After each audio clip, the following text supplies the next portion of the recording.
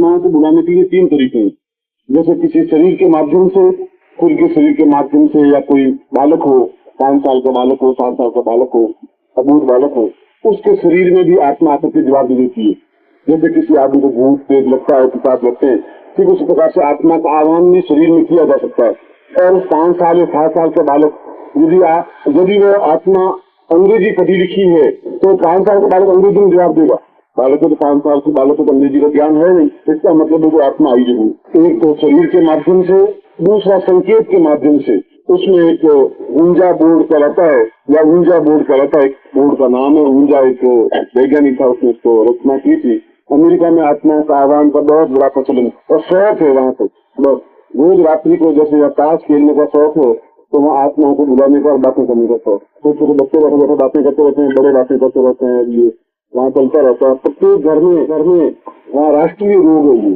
तो इसलिए उस ऊंजा बोर्ड बाजार में मिलता है और आप बना सकते हैं, एक गोल बोर्ड बना दें और गोल बोर्ड पर ये जो बिल्कुल चिकनी सी कोई सतह हो, जिसको प्लास्टिक जैसा कहते हैं या बोर्ड कहते हैं, पतला सा, इस प्रकार के बोर्ड उसके ऊपर लगा, चिकनी सतह उनकी बिल्कुल चिकनी, और उस चिकनी सतह पर आप चारों तरफ ABCDEFGH इस प्रकार से जेड तक और 1 2 3 का अंक लिखते हैं। फिर उसके बाद में बीच में एक कटोरी रख दे उल्टी, और फिर आप 3 आदमी या 3 कोई बालक या 3 व्यक्ति मिलकर के आत्मा का आवाहन करें, किसी भी मृत आत्मा का, जो आपकी परिचित है। तो आप खुद देखेंगे कि कुछ क्षण बाद, 2 3 4 5 मिनट बाद, मगर कुछ इतना ध्यान रखने की जरूरत है कि कमरा बिल्कुल शांत हो, डिस्टर्बेंस नहीं हो, आवाज नहीं आती हो, तो रेडियो की आवाज भी नहीं आती हो, बहुत धूप अंधेरा नहीं हो, रोशनी भी तेज नहीं हो, बहुत मध्यम सी लाइट सी हो, या बिल्कुल धूप अंधेरा हो तो आप बस बहुत की लाइट लगा दे लाल बनी, और फिर 3 व्यक्ति एक एक उंगली उस कटोरी पर रख दें, फिर आत्मा का आह्वान करें।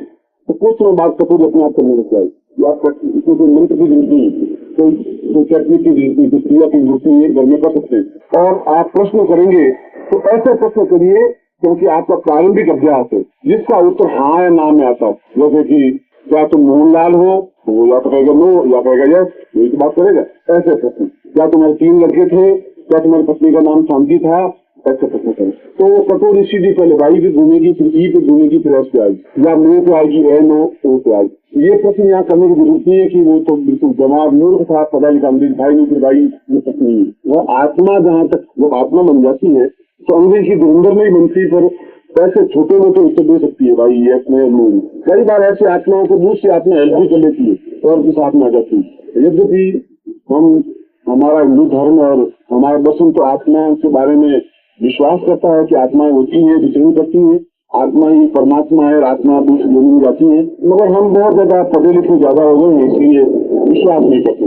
मगर आप इसका टेस्ट कर सकते हो, मगर इसमें कम से कम 2 या 3 व्यक्ति मिले में जरूर हो, आधार हो सकते, मगर उंगली रखने वाले 3 व्यक्ति न कम हो न ज्यादा हो, और एक उंगली रखे, फोर्स नहीं करें, उंगली का दबाव नहीं डाले, ये कटोरी घूमेगी नहीं। आप बहुत हल्का सा स्पर्श रखें, और कटोरी घूमती है आप उसको चलने दीजिए, उसको उंगली रखिए हल्की सी, बहुत खत्म, उसको रोकने की जरूरत नहीं है, वो कहाँ जाती है भी करने की। फिर आप उसमें उत्तर दे सकते हैं। इसको ऊंचा बोल करते हैं, और ये सामान्य का किसी प्रकार का नुकसान नहीं होता। फिर भी यथासंभव आप लोगों को दुख नहीं देना चाहिए, बार बार बुलाना नहीं चाहिए। कीड़े की आत्मा को बुला सकते हैं अपने भविष्य को पूछने के लिए। अंग्रेजी जी का बहुत बड़ा एस्ट्रोलॉजी हो चुका है, आपने नाम सुना है। गांधी जी की आत्मा को बुला सकते हैं, नेहरू जी की आत्मा को बुला सकते हैं, किसी की भी आत्मा को बुला सकते हैं। यदि उसका वापिस जरूर नहीं हुआ है तो जरूर आत्मा आएगी, और अधिकतर आती ही है। या आपको जो परिचित हो उनकी आत्मा को, पड़ोसी की आत्मा को बुला सकते हैं।